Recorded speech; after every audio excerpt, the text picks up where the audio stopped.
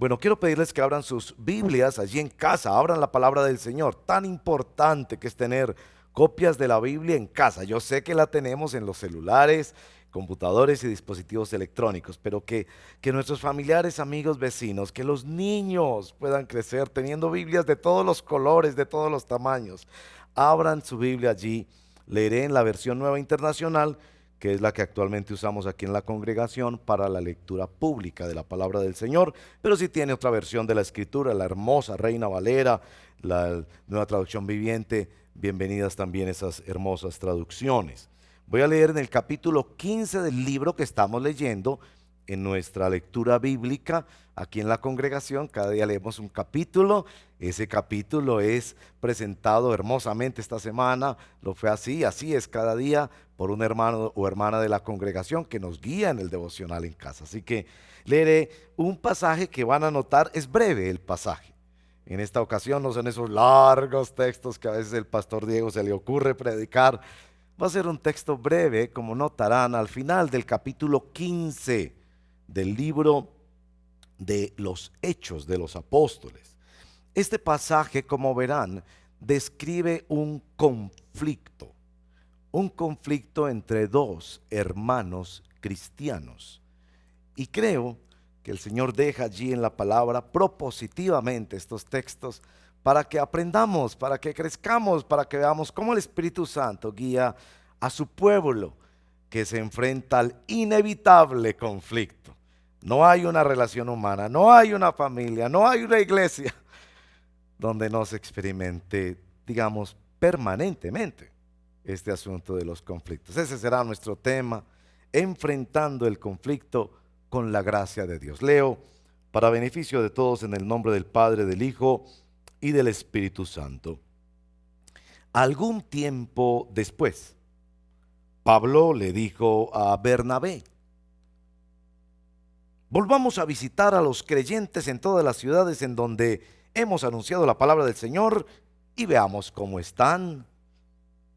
Resulta que Bernabé quería llevar con ellos a Juan Marcos, pero a Pablo no le pareció prudente llevarlo porque los había abandonado en Panfilia y no había seguido con ellos en el trabajo. Se produjo entre ellos un conflicto tan serio que acabaron por separarse. Bernabé se llevó a Juan Marcos y se embarcó rumbo a Chipre, mientras que Pablo escogió a Silas. Después de que los hermanos lo encomendaron a la gracia del Señor, Pablo partió y viajó por Siria y Cilicia, consolidando a las iglesias. Bueno, esta es la palabra del Señor. ¿Cómo les parece pues nuestro texto de la mañana de hoy? Brevecito, ¿no? La historia que espero ustedes conozcan de un conflicto entre dos preciosos hermanos, Bernabé y Pablo, los pioneros de la obra misionera en la iglesia cristiana. Antes de seguir, yo quiero orar al Señor, pero también mientras oro, pedirte que allí tú pienses en una persona con la que tú tienes un conflicto. ¿Qué pasó allí? ¿En qué situación está? ¿En qué momento está? ¿En qué etapa de desarrollo está ese conflicto?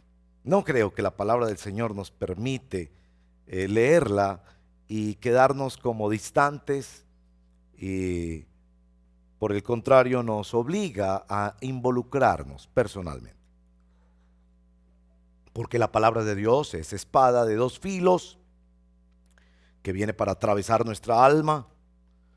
Sí viene para pensar cómo podemos ayudar a unos familiares o amigos o vecinos que están en conflicto, bien, pero también viene para atravesarnos el corazón con realidades que vivimos, conflictos. Tal vez vas a recordar un conflicto de hace mucho tiempo, o tal vez de inmediato se te vino esta persona a tu mente y dice, yo tengo un conflicto con esa persona. Quizás has hablado ya con esa persona, quizás estás haciendo esto de evadir, de no pensar sobre el tema, pero cuando aparece la persona por allí, cuando escuchas, recibes un mensaje, te das cuenta que hay algo ahí de conflicto que no has atendido. Bueno, eso es lo que hace la palabra del Señor. Así que allí en casa, por favor, piensa en esto y oremos juntos al Señor. Padre, gracias porque al leer situaciones como estas en la palabra nos damos cuenta que es el deseo de tu corazón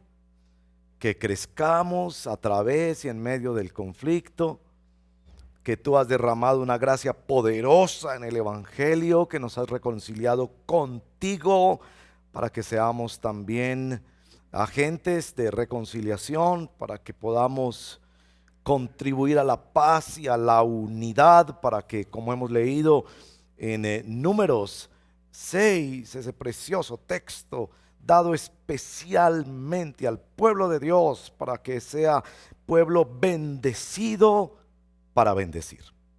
Guíanos por favor y ayúdanos, te lo pedimos en el nombre de nuestro Señor Jesucristo. Amén. Bueno, estamos leyendo el libro de Hechos y es importante un poquito de marco de referencia. El libro de Hechos me parece que es un libro maravilloso, donde la iglesia, separada ahora visiblemente del Señor Jesucristo, está aprendiendo a vivir siendo guiada y empoderada, si podemos usar esa palabra que a algunos no les gusta, por el Espíritu Santo. ¿Cómo vivir ya no teniendo a Jesús visible y ahora siendo guiados por el invisible Espíritu Santo?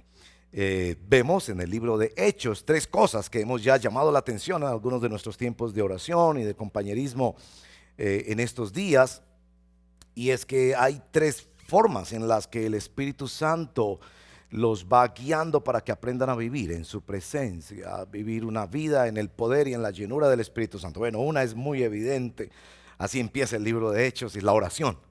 Uno lee Hechos y no puede más que pensar, esto realmente es un libro de oración, un manual de oración. Ellos no se ponen a debatir asuntos inmediatamente. Lo que hacen en principio y fundamentalmente cuando viven persecución, luchas, miedos, problemas, conflictos, es ponerse a orar. Es la iglesia orante, la iglesia de los Hechos. Lo segundo es su gran énfasis en vivir la palabra, entender la palabra de Dios y predicar la palabra de Dios. Estos perseguidos, problemados, expulsados de Jerusalén, donde quiera que van, como que lo más importante para ellos es anunciar al Cristo crucificado y resucitado, que es llamado así en el libro de Hechos el mensaje del Evangelio.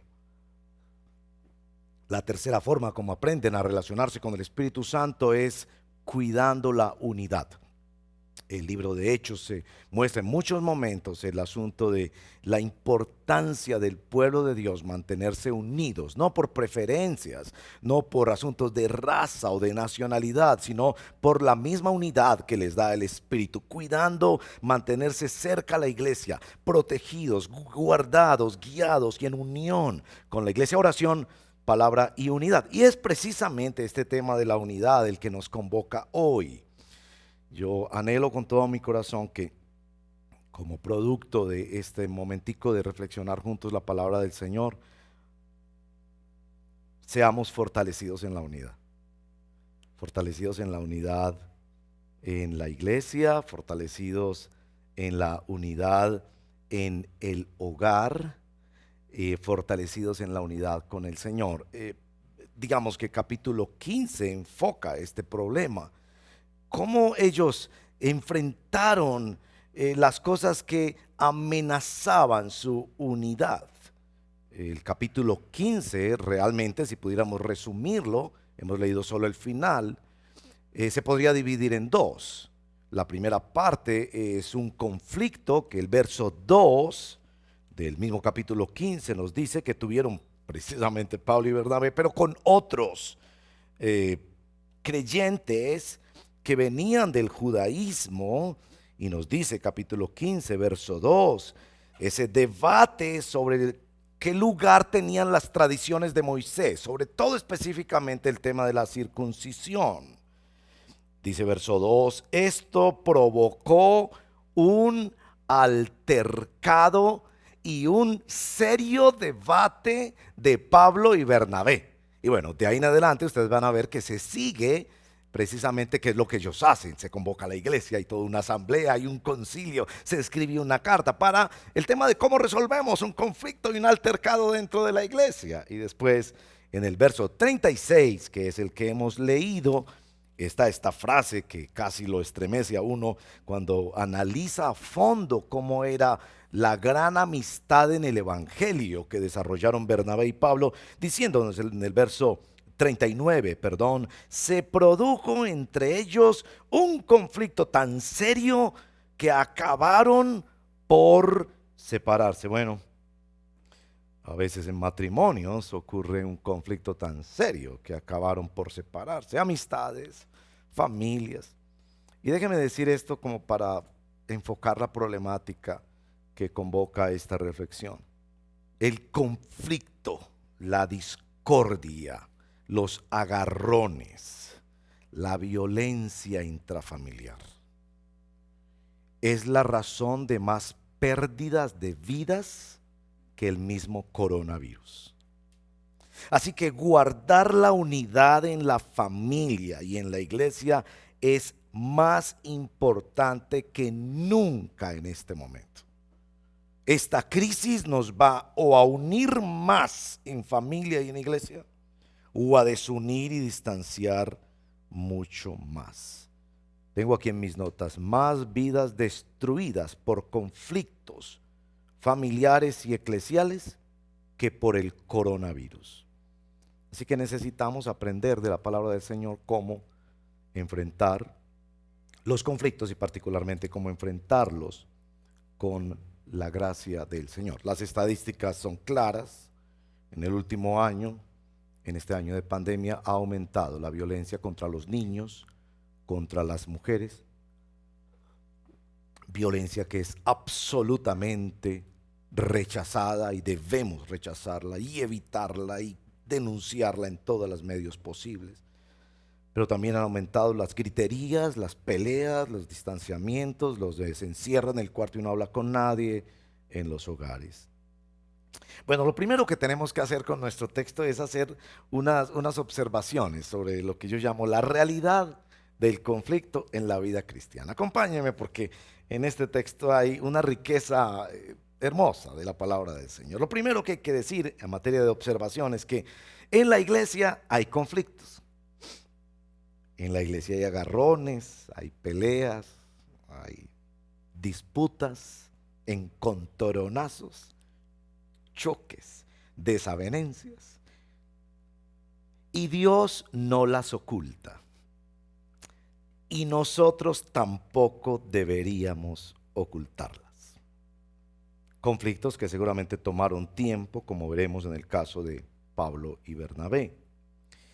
No idealices la iglesia. No sueñes con una iglesia sin conflictos, como si se pudieran evitar en algún lugar del mundo los conflictos. Vivir de alguna manera es vivir el conflicto. Aquí tenemos dos hermanos que quieren servir al Señor, que han caminado juntos por años, que se han querido. Pablo le tenía un gran respeto, reconocimiento y gratitud a Bernabé. Fue ese Bernabé quien lo llevó y lo presentó a los apóstoles cuando lo rechazaron. Fue ese Bernabé quien fue a buscarlo a Tarso para ayudarlo a llegar a ser maestro en Antioquía. Fue ese Bernabé que caminó con él por varios años. Fue ese Bernabé que en oración recibieron esa clara manifestación del Espíritu, diciéndoles en capítulo 13, verso 1 al 3, apártenme a Bernabé y a Saulo para la obra del ministerio. Fue ese Bernabé el que fue su líder y su mentor espiritual en el primer viaje misionero. Fue ese Bernabé quien le acompañó a Pablo y ahora están agarrados. Sí, vivir es enfrentar conflictos. Si usted piensa que en la vida se va a quedar evitando todos los conflictos, no va a poder vivir. Va a tener que ser como la famosa figura, que algunos dicen que no es muy cierta, de el avestruz, que mete la cabeza pensando que ahí abajo, dentro de la cabeza, es cierto, se aleja de la iglesia, no vuelve a una iglesia, no habla con nadie, no tiene amigos, no tiene familia, no se casa, etcétera. No vas a poder vivir. La vida es realmente una vida de conflictos. Lo diferente es cómo los enfrentamos. Ahora noten una segunda observación. A veces Dios interviene sobrenaturalmente para resolver conflictos. Eso es lindo, ¿no? Por ejemplo, miren capítulo 10 y capítulo 11 del mismo libro de Hechos que venimos leyendo. Pedro tiene un gran conflicto con los que están empezando a escuchar el evangelio y que son seguidores desde el mundo gentil, desde el mundo no judío. Y ese conflicto Pedro no lo quiere resolver. Él no quiere ir a esas poblaciones, no quiere hablar con un gentil, y Dios le resuelve el conflicto. Visiones, sueños, manifestaciones, personas que vienen, que van, caídas repentinas de manifestaciones maravillosas del Espíritu Santo, y el conflicto se resolvió. Cierto que todos quisiéramos que se resolvieran así los conflictos, ¿no es cierto? Como, ay, qué bonito, ¿no? Que Dios haga un milagro y reconcilie a estas dos personas y ya, y de un momento a otro no hay resentimientos, no hay amarguras, no hay malos recuerdos, todo es cariño, la amistad se fortalece, el matrimonio se fortalece. Lindo eso, lindo, lindo. Y debemos decir que a veces Dios lo hace así, como lo hizo con Pedro y Cornelio. Dios es soberano, a veces resuelve los problemas más complicados con su intervención maravillosa y soberana. Pero debemos decir que es precisamente aquí en el capítulo 15 donde observamos que Dios también nos deja lidiar con los conflictos. No interviene de manera sobrenatural y sorprendente. Los deja hacer una asamblea donde el uno se levanta, el otro habla, el otro discute, el otro saca un texto bíblico, pelean un rato y los va guiando el Señor de una manera maravillosa. Y en el caso de Bernabé y de Pablo, les deja vivir la confrontación, les deja vivir el conflicto. Y en esta observación debemos decir que, si bien es cierto, Dios resuelve los conflictos a veces con una oración sencilla y ya se acabó toda la pelea, otras veces Dios nos deja lidiar porque en el conflicto hay oportunidad de crecimiento. Que Dios nos muestre las oportunidades de crecer a través del conflicto. Que Dios nos permita, donde en la iglesia aprendemos a vivir el conflicto y somos acompañados. Y vamos a notar en este texto especialmente cómo la iglesia acompaña a aquellos que están en conflicto. Entonces, en lugar de irte de la iglesia o de no volver o de no comentar, en lugar de eso tenemos entonces la posibilidad, ¿ya estoy bien?, la posibilidad de crecer en la iglesia a través del conflicto. Bueno, la tercera observación que quiero hacer muy rápido es que a veces nos es más fácil resolver grandes conflictos doctrinales, hacemos concilios, asambleas para defender la fe, pero no enfrentamos conflictos más personales, más domésticos. Déjenme poner un ejemplo muy sencillo. Yo en los últimos tiempos he participado, a mí me gusta mucho ser parte pues de donde yo vivo, de las unidades y de las asambleas. Entonces uno ve esas asambleas de las unidades y bueno, es muy común en este concepto de asamblea, ¿no? Se levanta uno a aclarar que esto es antidemocrático y a citar el artículo tal de la Constitución y del Código Civil y todo lo demás. Entonces nos gusta a veces, o tenemos una tendencia a resolver esos grandes conflictos, a marchar contra la violencia, a protestar en todas las redes sociales por el nuevo incremento de los impuestos, a salir a marchar por el tema ecológico y la destrucción del planeta. Y está bien, eso creo que hay lugar para eso y debemos aprender a manifestarnos públicamente en contra de violaciones de derechos, etcétera, etcétera. Pero muchas veces, ustedes saben muy bien, muchas veces tenemos un fuego y un incendio en casa. Y no nos hablamos hace 2 o 3 días con el hermanito, la hermanita, el papá, los hijos, etcétera, etcétera. Pero salimos a marchar en las calles a protestar contra las nuevas disposiciones X o Y del Estado.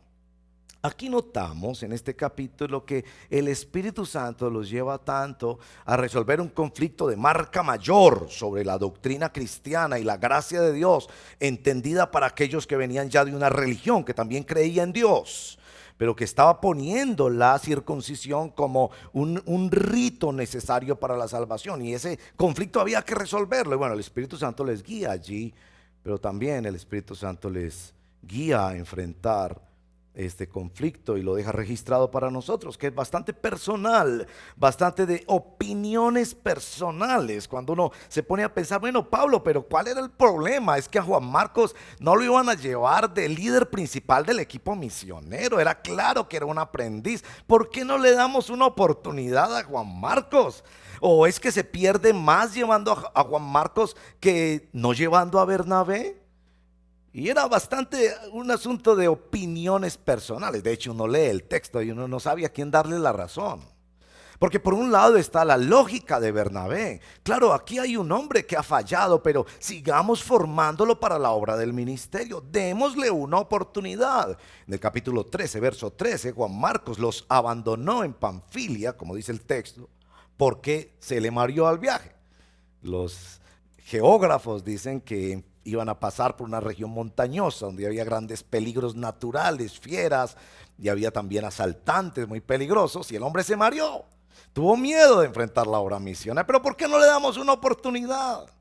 Pero uno también puede ver las razones en Pablo en decir, para servir al Señor hay que tener carácter, estar dispuesto a enfrentar cosas. Además, Pablo no estaba diciendo que iba, digamos, negarle la posibilidad a Juan Marcos de servir para toda la vida. Era sencillamente, no es el momento. Dejémosle que viva un poquito de disciplina, que quede un poquito ahí en la congregación. No lo vamos a sacar al siguiente viaje misionero, porque del viaje misionero anterior él se le mareó al trabajo. Y ambos tienen razón y uno dice, pero ¿cómo hacemos? Evidentemente el Señor los lleva a enfrentar aquello, porque en esos conflictos, noten bien, sale a flote nuestra inmadurez y nuestro pecado. El lugar que le damos a nuestros sentimientos, los deseos de venganza y de revancha, los dolores y resentimientos que como un placer acogemos en nuestro corazón, perpetuamos e inflamamos a veces por años. Bueno, otra observación es que a veces los conflictos que nos calan más hondo son con las personas que más amamos. Y claro, este conflicto tenía ese sabor, ¿no? Es que era entre Pablo y Bernabé, habían sido los mejores amigos durante mucho tiempo. Y cuando yo te decía al principio que pensaras en una persona con la que tienes un conflicto,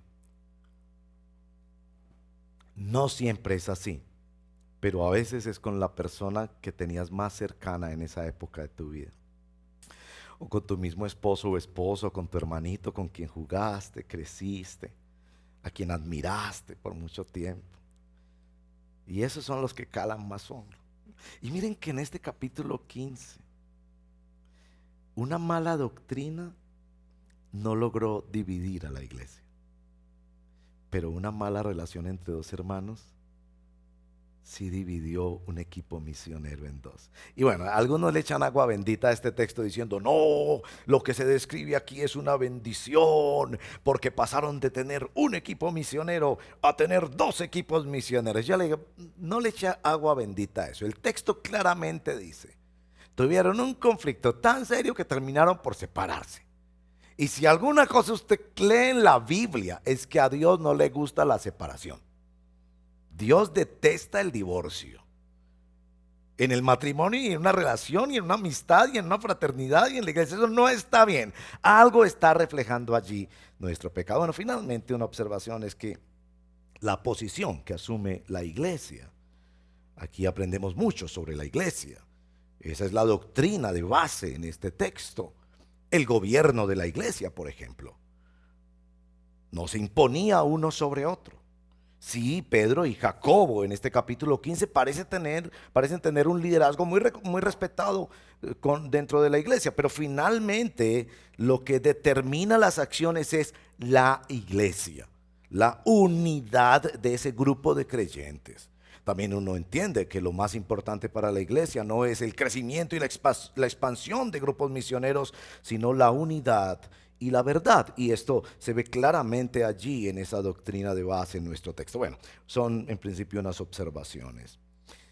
En segundo lugar, quiero mencionar qué nos muestra este texto sobre alternativas cristianas para el manejo de el conflicto.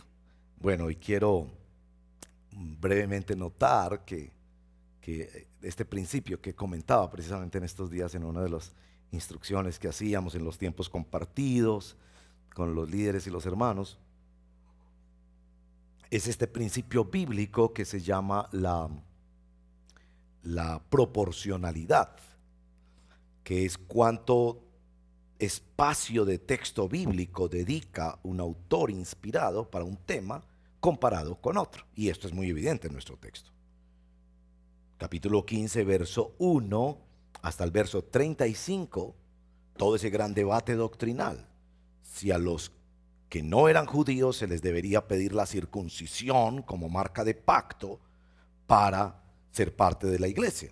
Y los apóstoles definen eso claramente allí. Ese punto es muy importante en la doctrina de la salvación por la gracia y de los procedimientos que hace una iglesia. Pero 35 versículos. Mientras que este conflicto, que era fundamental para el desarrollo del objetivo de la iglesia, que era la obra misionera, solo del verso 36 al 41. Yo soy del pensamiento de que la razón por la que el texto es tan breve es porque Pablo y Bernabé aplicaron en esta situación los mismos principios que había aplicado la iglesia en el concilio de Jerusalén que se describe en la primera parte del capítulo 15.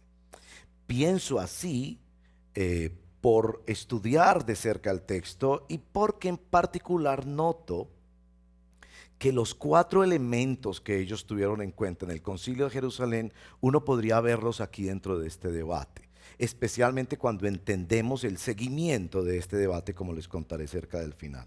Les resumo los principios que guiaron a la iglesia en el primer conflicto doctrinal que se describe en el capítulo 15 de Hechos. Primero, hablaron, dialogaron, y en la situación de Pablo y Bernabé yo creo que hubo oportunidad de hablar.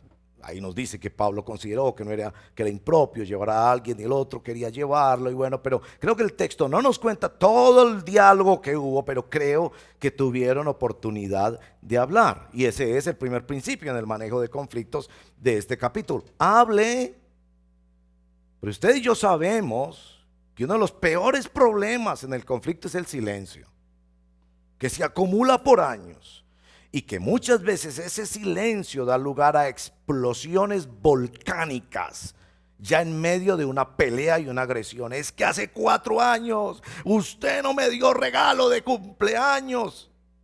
4 años, y él se había sentido absolutamente triste porque no le celebraron ese cumpleaños, pero se lo había guardado en silencio.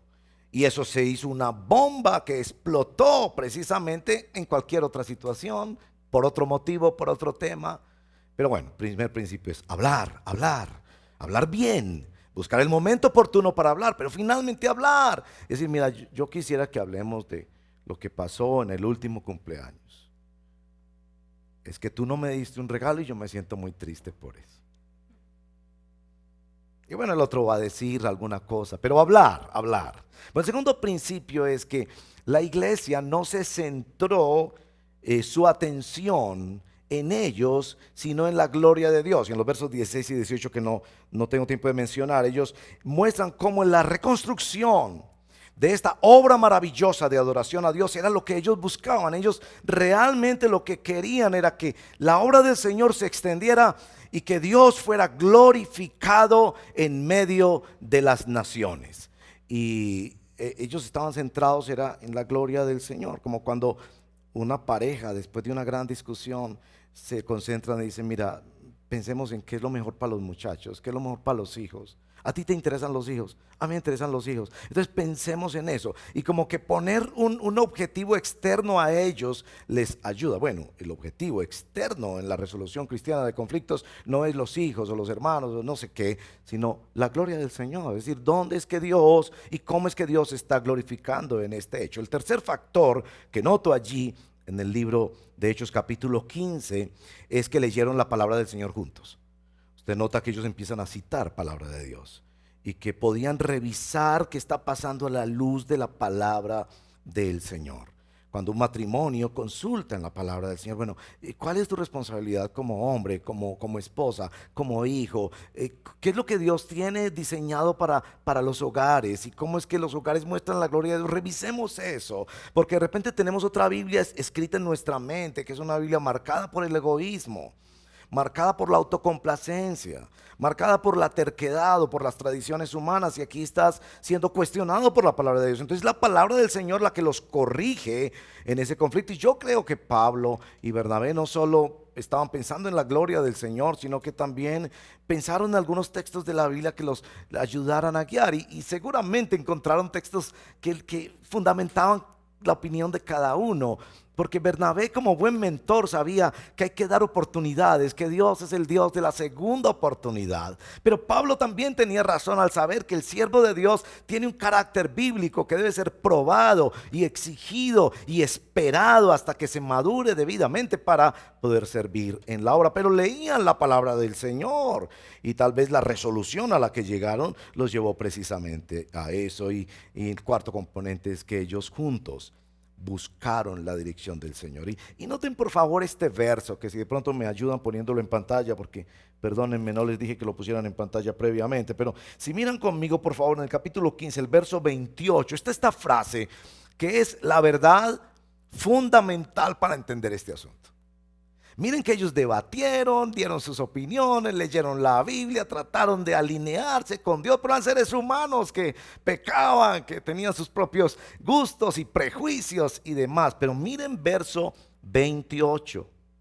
Esta es la conclusión que ellos finalmente escriben en la carta que redactan a las iglesias para resolver este conflicto. Nos pareció bien al Espíritu Santo y a nosotros.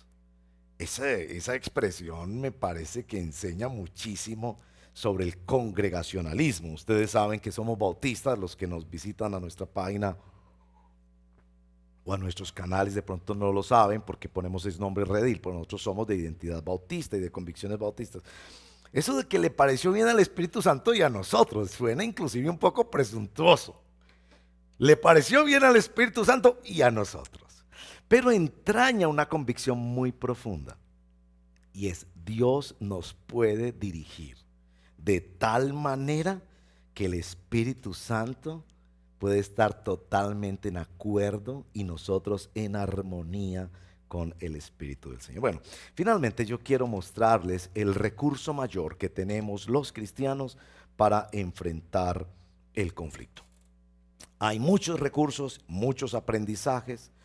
Hay escuelas de negociación que casi siempre tienen muy buenos principios, ¿no?, de comunicación. No te enfoques en tus sentimientos, trata de entender los sentimientos del otro, separa sentimientos, separa suposiciones y conjeturas de los hechos. Bueno, hay mucha literatura sobre esto porque, como les digo, el conflicto hace parte de la vida. Hay libros cristianos maravillosos y quiero recomendarles precisamente este, publicado por nuestra querida casa editorial Poema, Guerra de Palabras, un recurso maravilloso para entender cómo en las Sagradas Escrituras el Señor nos va formando a través del conflicto. También quiero recomendarles los cursos de la escuela bíblica, especialmente 3 cursos les quiero recomendar. Misiones. Porque yo le digo, en las misiones es donde se vive esto, pero también donde se ve la gloriosa reconciliación y cómo Dios usa vasos de barro en su obra. También mayordomía de la creación. Un curso maravilloso que no se lo pierda porque aprendemos cómo es que glorificamos al Señor cuidando el planeta. Y también cristianos en el lugar del trabajo, porque yo sé que muchos de ustedes viven conflictos en sus trabajos. Bueno, ahí les doy esos recursos. Hay muchos recursos, pero nuestro texto nos da el recurso fundamental para el manejo de conflictos. Y está precisamente en la frasecita que aparece allí en el penúltimo verso de nuestro texto, verso 40 de capítulo 15 en el libro de los Hechos. Si me ayudan en pantalla poniéndolo, esa es la frase. Los hermanos, nos dice nuestro texto en el verso 40, lo encomendaron a la gracia del Señor. Ese es el recurso fundamental en el manejo de conflictos. Así de sencillo. La gracia del Señor. Déjenme darle un recorrido por unos textos bíblicos del libro de Hechos, que va a ser un repasito de sus lecturas del libro de Hechos, donde se ve cómo entendían ellos lo de la gracia del Señor. Porque no lo entendían sencillamente como dispóngase, pierda la pelea, deje que el otro gane, paz a todo costo. No. Ellos tenían una comprensión clara de qué era la gracia del Señor.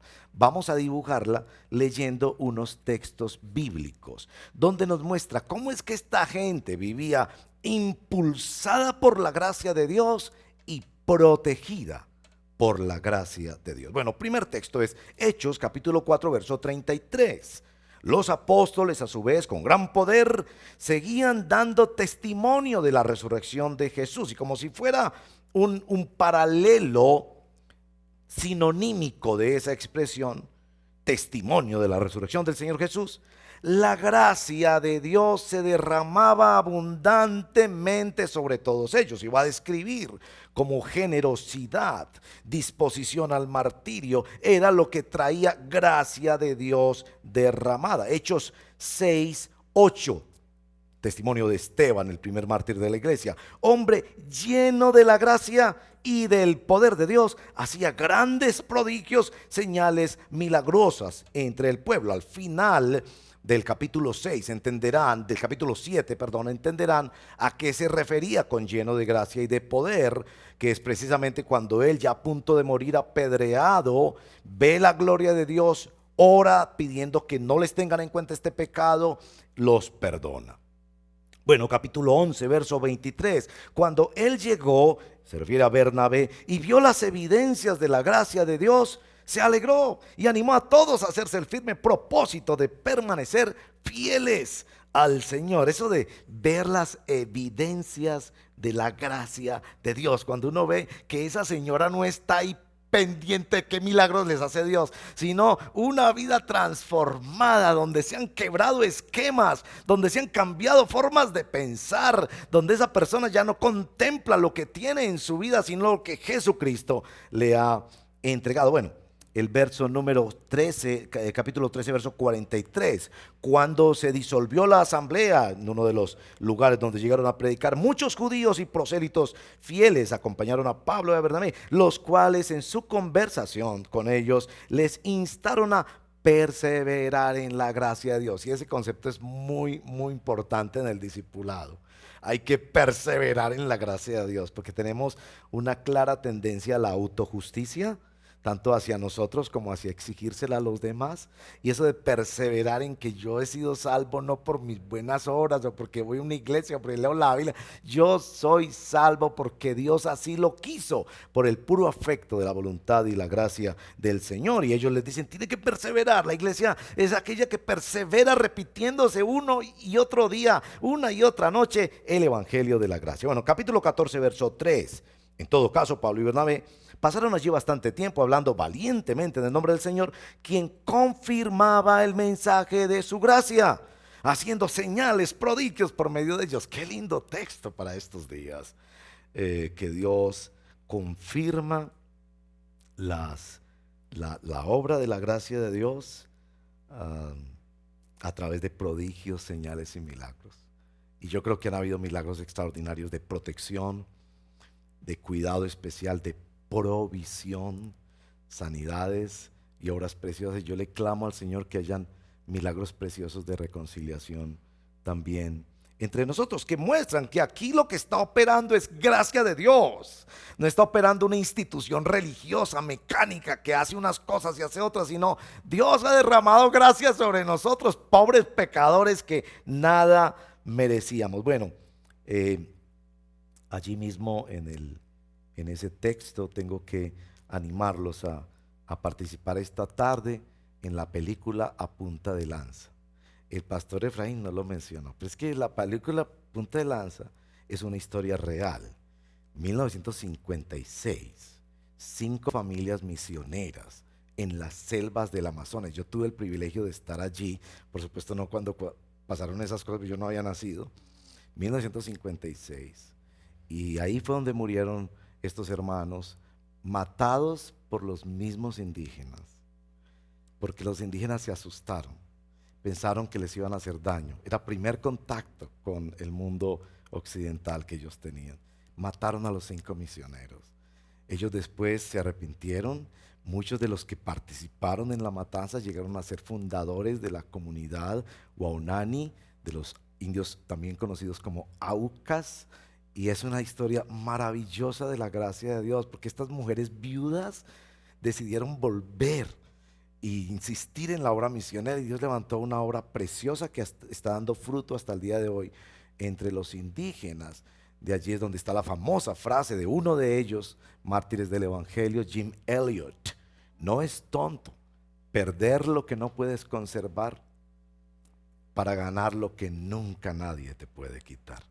Y esas vidas ganadas para el evangelio allí en medio de los Aucas o los Waunani en las selvas del Ecuador son un tesoro maravilloso para decirle a la humanidad: este ministerio es fundado en la gracia de hombres que estuvieron dispuestos a exponer sus vidas para que otros conocieran la gracia del Señor. No se pierdan la película esta tarde, van a llorar conmigo, y especialmente hoy que está todo el mundo celebrando los premios Oscar.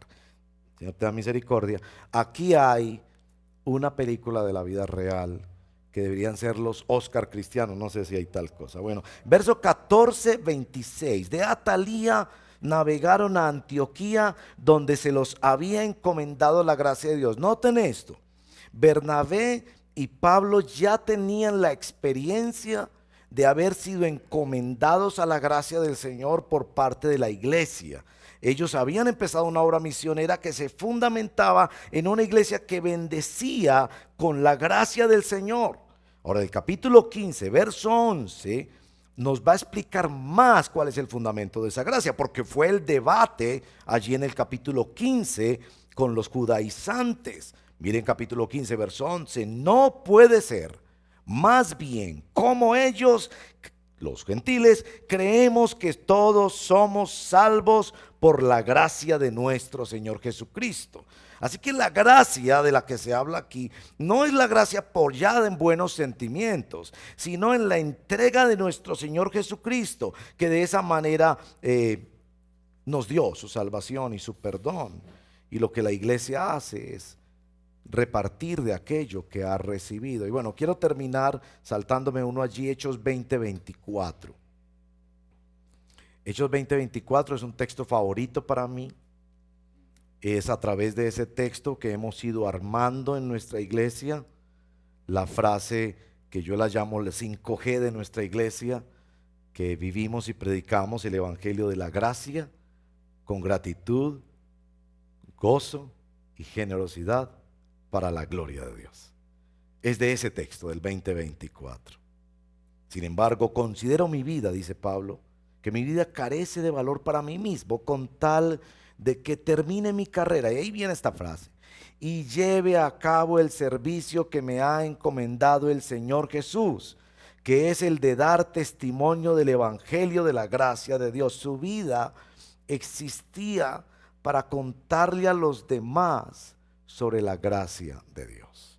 Ahora volvamos a nuestro texto en el 15:40, y la frase que les decía: los hermanos lo encomendaron a la gracia de Dios. ¿Se dan cuenta de una curiosidad en ese texto? Y es que menciona solo a Pablo. Ahora, hay dos interpretaciones de por qué la iglesia encomienda, parece, solo a Pablo en esto. Hay dos interpretaciones. Una es que Bernabé agarró a Juan Marcos, se fue enojado, y entonces Pablo se quedó con la iglesia, y la iglesia dijo, bueno, ¿qué vamos a hacer? Ya Bernabé se fue enojado porque no le querían llevar al que era, entre otras cosas, familiar de él, posiblemente sobrino de Bernabé, y arrancó para Chipre, que era la región de donde él procedía originalmente. Esa es una interpretación. Entonces Pablo se queda con la iglesia, los hermanos se miran unos a otros y dicen, bueno, el hermano Bernabé no estuvo de acuerdo con el criterio de Pablo. Pablo está usando un criterio bíblico. La cosa no estuvo buena, ellos se pelearon. Buenos amigos, ellos eran los pioneros de la obra misionera, ahora la obra misionera queda en riesgo, entonces bendigamos a Pablo, encomendémoslo a la gracia y que Dios lo bendiga. Bueno, el capítulo 16 sigue la historia de Pablo y evidentemente Dios lo respaldó. Esa es una interpretación. Hay otra interpretación, y es que Bernabé no se fue, que Bernabé sí estaba presente. Tienen que recordar que Bernabé era más reconocido por la iglesia de Antioquía que por las otras iglesias. Y por la iglesia de Jerusalén era muchísimo más reconocido porque él fue el que introdujo a Pablo. De hecho, ustedes van a ver en las listas de Pablo Bernabé que los primeros capítulos, desde el capítulo 12 en adelante, es Bernabé y Pablo. Bernabé y Pablo. Y es después de este capítulo 15 que empieza ya a mencionarse Pablo y Bernabé. Pero digamos que Bernabé tenía más recorrido. Mi interpretación es que Bernabé está en ese momento y considera que aunque lo que deben hacer es separarse, deben bendecir al hermano. Y creo que eso es precisamente esto que les estoy diciendo, el recurso mayor. ¿Tienes conflicto con alguien? Bendícelo con gracia. Ahora, ¿qué es bendecir con gracia? El texto lo dice muy claro. Encomendar a la gracia del Señor. La palabra encomendar tiene dos acepciones. Una es poner bajo, decir Señor, cuídelo, ¿cierto? Señor, cuídelo, encomendar a la gracia. Y el segundo componente es centralizar el aspecto de la gracia. Señor, lo más importante es que su gracia sea avanzada en la vida de ese hermano y en ese ministerio. Tal vez es lo mismo que Jesús dijo cuando los discípulos pelearon porque por ahí hay unos que echan fuera demonios y no están con nosotros. Y el Señor les dice, déjenlos, que está conmigo, está conmigo. Y el que está contra mí, está contra mí, pero no es problema suyo. O cuando Pablo en Filipenses dice que hay gente que está predicando, inclusive para hacerle dar rabia a él y para menospreciarlo a él. Y Pablo dice, eso no me importa. Lo importante es que están exaltando a Cristo. Tal vez es ese mismo principio. Poner en primer lugar a la persona al cuidado de la gracia de Dios. Y en segundo lugar, entender que no hay cosa más importante que el evangelio de la gracia que está salvando a pecadores del infierno siga adelante para la gloria del Señor. Bueno, algunas aplicaciones para nosotros. Aquí hay, digamos, tres situaciones posibles. Y voy a ponerlo en esta forma que les va a sonar quizás un poco lógica al principio. Puede ser que el mayor conflicto que usted tiene no es con su esposa, ni con la reforma tributaria, ni con los problemas sociales, ni con los problemas económicos de su hogar. Tal vez el conflicto más grande que usted tiene es consigo mismo. Que usted hace lo que usted no quiere, que usted tiene unos secretos vergonzosos, que usted se da cuenta que dentro de usted hay una pelea y hay un gran conflicto, y que finalmente ese conflicto es un conflicto con Dios, porque usted le tiene que dar cuentas a Dios, y su conciencia se lo señala quizás diariamente, y usted vive angustiado y enfermándose por eso. Y bueno, encomendarlo a usted a la gracia del Señor es decirle, venga al Señor Jesucristo en arrepentimiento y fe. Él es el único que perdona. Él es el único que dio su vida objetivamente en la historia. No como un buen sentimiento, sino como un hecho real, histórico. Dios envió a su Hijo para perdonarlo a usted de sus pecados. En segundo lugar, puede ser que usted tiene un conflicto también con otra persona. Y el Evangelio le está llamando a que si usted recibe gracia de Dios, dé de gracia lo que ha recibido de gracia. Es decir, perdone. Vaya una milla más, hable con la amabilidad que no le hablan a usted. Piense en el dolor del otro, aunque el otro no piense en el dolor de usted. Encomiéndele a la gracia. Y sobre todo piense que esa persona necesita el evangelio como usted. Y encomendar a la gracia no es solo que la gracia le cuide, orar y bendecir a esa persona, sino poner por delante la salvación de esa alma. ¿Ha pensado que quizás usted tiene un conflicto con una persona que no es creyente en el Señor Jesucristo? Y el acto más evangelístico que usted haría, más importante que grandes razonamientos, que grandes presentaciones teológicas del evangelio, es que usted se siente con esa persona y busque las vías de perdón, las vías de reconciliación y de amor. Es posible también que usted tiene un conflicto, pero que lo está observando en su propia casa. Usted no es el que está en conflicto, y está como la iglesia aquí, que veía a Bernabé y veía a Pablo peleados. Ellos quizás no tenían velas en ese entierro. Vayan juntos o vayan separados, pero por favor, no se peleen. Y como iglesia y como familia hemos de identificar una cosa muy importante, y es el tiempo. La importancia de encomendarlos a la gracia de Dios en el tiempo. Miren que en el caso de Bernabé y Saulo, ambos fueron bendecidos por el Señor. Es más evidente la bendición sobre el ministerio de Pablo porque Lucas nos sigue narrando lo que pasó con Pablo. No nos cuentan las escrituras qué pasó con Bernabé en Chipre, pero sí nos cuenta qué pasó con Pablo. Y Pablo años después no solo vio la riqueza de la mano de Dios sobre él, sino que empezó a valorar a Juan Marcos. Colosenses 4:10, segunda de Timoteo 4:11. Son dos de los textos donde se ve claramente que Pablo llegó a apreciar a Juan Marcos. En Timoteo, por ejemplo, dice: mándeme a Juan Marcos, que me es de gran ayuda en el ministerio. Sin duda hubo reconciliación. El tiempo Dios lo usó para sanar. Y también en el caso de Bernabé, porque es a través de ese muchacho Marcos, el cobarde Marcos, que tenemos el gran evangelio de Marcos. Y Marcos después también sirvió como el escribano para el apóstol Pedro, como un siervo, y Pedro lo llama su hijo amado. Entonces Bernabé también fue bendecido en continuar con su ministerio de mentorear jóvenes y hacerlos hombres útiles por la gracia de Dios para la obra del ministerio.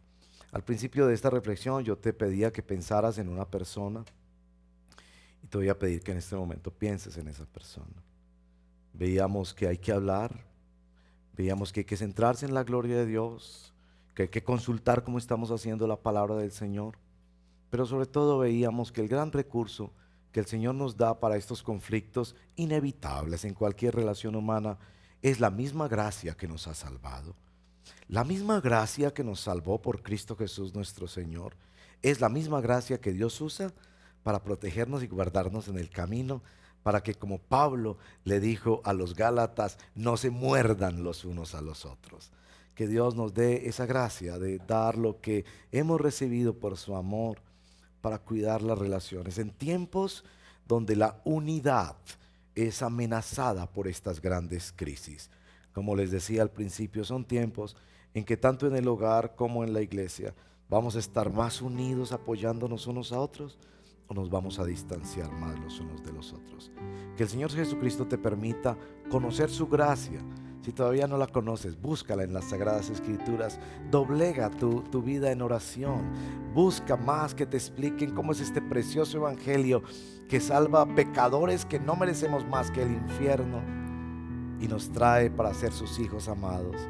Que la gracia del Señor te dé la fortaleza para superar dificultades que hay allí en familia, que hay allí en el trabajo, que hay allí en la